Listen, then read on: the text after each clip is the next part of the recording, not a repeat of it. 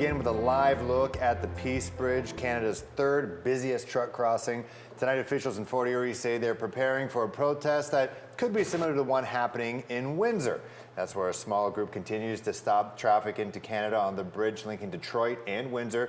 They say it's in solidarity with other demonstrations against vaccine mandates and COVID restrictions being held in Ottawa and Alberta.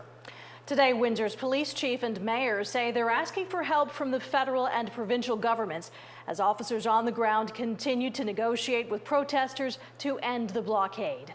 Matt Ingram is following the developments closely and joined us in studio with more. Matt. Taz, police are asking for more personnel and more equipment to augment their response to the protest. Right now, Canadian Border Services lists the Ambassador Bridge as temporarily closed, but some traffic to the U.S. can still get through. Trucks on both sides are being diverted to the Blue Water Bridge in Sarnia, but they're having to wait nearly 5 hours to get across from Canada. Windsor Mayor Drew Dilkens demanded an end to the demonstrations today, saying he's concerned the blockade could create permanent harm to the area's economy.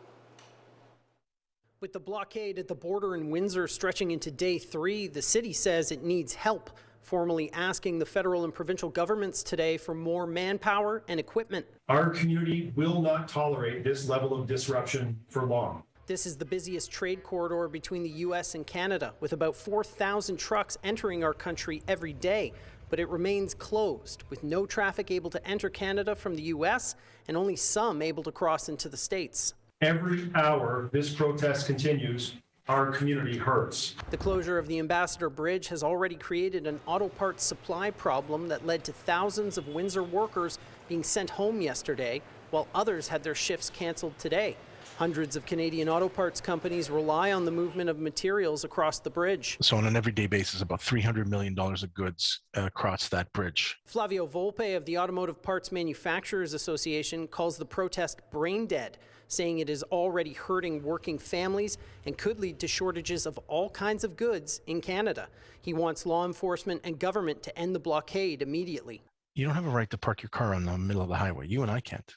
We are imploring all levels of government to do your job, enforce the law. We are taking a diplomatic approach and attempting to negotiate a safe and sustainable resolution. Windsor's police chief Pam Mizuno says they are working to reopen the bridge through ongoing talks with protesters and are prioritizing maintaining peace and public safety. This should not be confused with a lack of enforcement. Windsor Mayor Drew Dilkens says he understands why people want police to move in and remove the protesters, but he says some of them say they're willing to die for this cause, and he doesn't want to see anyone get hurt. If you have people who hold that sentiment, the situation can escalate and become very dangerous for police and those members of the public in very short order. Premier Ford issued a statement this afternoon saying that he has spoken with the mayors of Windsor and Sarnia, offering whatever help they need. Ford called the blockade illegal and called for it to stop. Earlier today, 3 federal ministers held an update on Ottawa's response, also calling the blockade illegal and offering support to local police, while calling on all levels of government to work together to find a solution. But there's no timetable for an end to the vaccine mandates that sparked the protests coming from the Trudeau government.